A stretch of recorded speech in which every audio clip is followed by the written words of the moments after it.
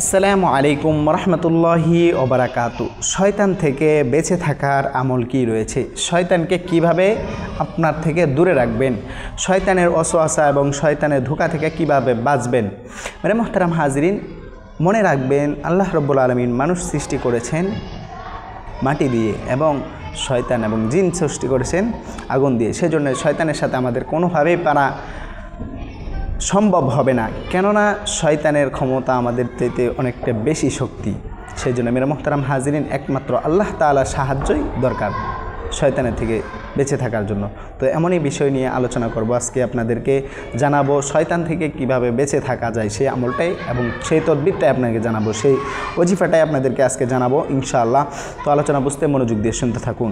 বিসমিল্লাহির রহমানির রহিম, নাহমাদুহু ওয়া নুসাল্লি আলা রাসূলিহিল কারীম, আম্মা বা'দ, ফাআউযু বিল্লাহি মিনাশ শাইতানির রাজীম। বিসমিল্লাহির রহমানির রহিম।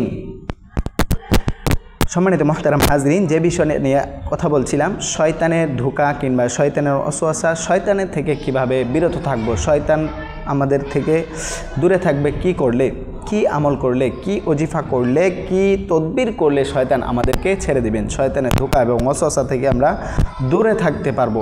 মেরে মোহতারাম হাজরিন, এই বিষয়টা নিয়ে আজকে আলোচনা করব ইনশাআল্লাহ।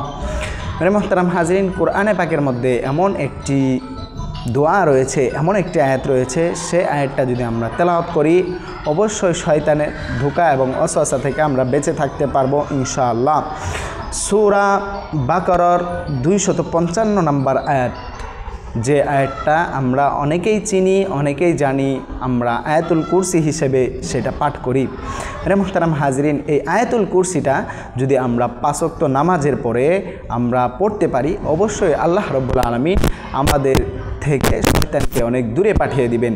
এই আয়াতুল কুরসির এমন শক্তি, এমন গুণবালী রয়েছে যে এক হাদিসের মধ্যে রয়েছে, যদি কোনো ব্যক্তি জান্নাতে যেতে চায় তাহলে সে যেন 5 ওয়াক্ত নামাজের পরে আয়াতুল কুরসি এটা পড়ে।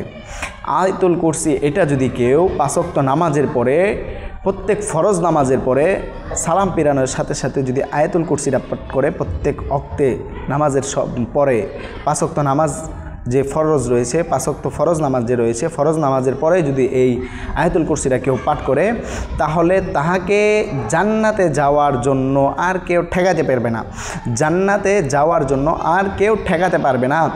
এবং কি ভরপুর বরকত এবং রিজিক তার আমল নামায়, তার জীবনের মধ্যে নাজিল হবে। আল্লাহ রাব্বুল আলামিন ভরপুর বরকত নাজিল করবেন তার আমলের মধ্যে, তার জীবনের মধ্যে। তো মেরে মুহতারাম হাজরিন, আয়াতুল কুরসির আরও অনেক গুণবালী রয়েছে যেগুলা